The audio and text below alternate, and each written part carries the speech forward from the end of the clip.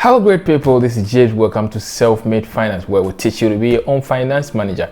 We just gone past the month of June. We are in July, and that means that we've done just half of the year. But how far is your financial resolutions? How have you done, in terms of the things that you say you're going to do during the beginning of the year in terms of your finances? How have you done that? It's very important that from time to time, especially in the middle of the year, we're able to review these things and see how we're going. If things are not working, we need to do certain things to make them work. So in this video, we're going to share with you how you can review your financial resolutions and goals and make the necessary adjustment to that so that you can get to the target that you set to yourself.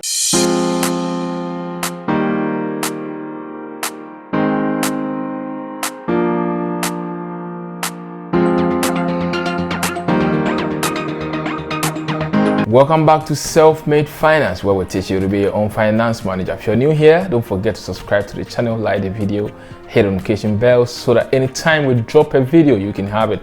So like I said, today we are reviewing our financial goals, our target, our resolutions that we made in January. And we need to start from going back to the target that we set, the goals that we set, and then reviewing them. So firstly, let's look at the goals. If it is a savings goal that you had, let's go back to that. If it is an investment goal that you had, let's look at that again. If it's a goal to start your retirement account, let's go back to that. Something about building an emergency fund. Whatever goal that you said you're gonna achieve in the year, let's go back and look at that. That's the first thing we need to do. The next one we need to do is to try to match your actuals against the target. You had a target. You said that by the end of the year you are going to build your savings to maybe 100,000 cedis. So once you've got into the middle of the year, you should be doing around 50,000. So that's the actual now. So you match that to the target that you set and then see how you're faring. So measure those actuals with the target that you set, and then find out whether you've been able to achieve that or not. If you've not been able to achieve that, then it means that you need to make adjustment. You need to do certain things differently, because if per what you've been doing so far, you've not been able to achieve the target, it means that you cannot achieve it if you continue doing the same thing. You need to do something differently. So you need to make readjustment to the target as you said, whether you are reducing the target or you're doing things differently, so you need to do that. That's the next thing that you need to do right now. So you are measuring your actuals against your target and see whether you've achieved that or not, and then you can make the necessary adjustment. So now we've done that. We've checked our target, we've checked our actuals, we've done the matching, we know where we fall short here, we know what we're supposed to do, whether we need to speed up whatever we are doing or we need to change certain things. We've made those adjustments. But there are two very important things that we have to look at, irrespective of what your budgets or your targets are, irrespective of what you're doing. Once it has to do with your finances, these two things are very critical to be looked at. So we're going to look at these two things and then we can move to the next thing. The first one is looking at your income. From January to date, how is your income? Is it reducing? Is it going up? Is it staying the same? We need to really have a critical look at that and see how we can do something about that. Because if you look at what's happening right now in terms of the economy, everything is going up. Inflation is up, interest rate is up, everything is up there. So what's happening to our income? If you're a salaried worker, have you had an increase over that period? If not, what are you doing to ensure that you're able to get some extra source of income to revamp whatever you're doing? So it's very important that being the half of the year, you look at your income and see what's happening. It's very sad to even say that some people have even had a reduced income. And so what's going to happen to you if you have that, looking at the fact that everything is going up? So you really need to have a look at that and see what you can do about it. The next thing you need to look at is your expenses. There are times that you can never do anything about your income. No matter how hard you try, it's either going to stay the same or even reduce. But one thing that you can really have control over is your expenses. So let's look at our expenses also. What are the things that you can take out to ensure that you're able to reduce your expenses? What are the things that you can do to ensure that you reduce your expenses?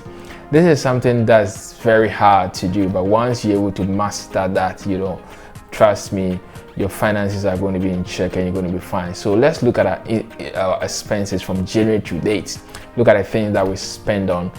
Really put pen to paper and then write these things down and see how you can reduce it and ensure that you get your finances in check. So now we've looked at our goals, our targets. We've looked at our actuals, we've seen where we fall short. We've seen where we need to make adjustment. We've made adjustment to that.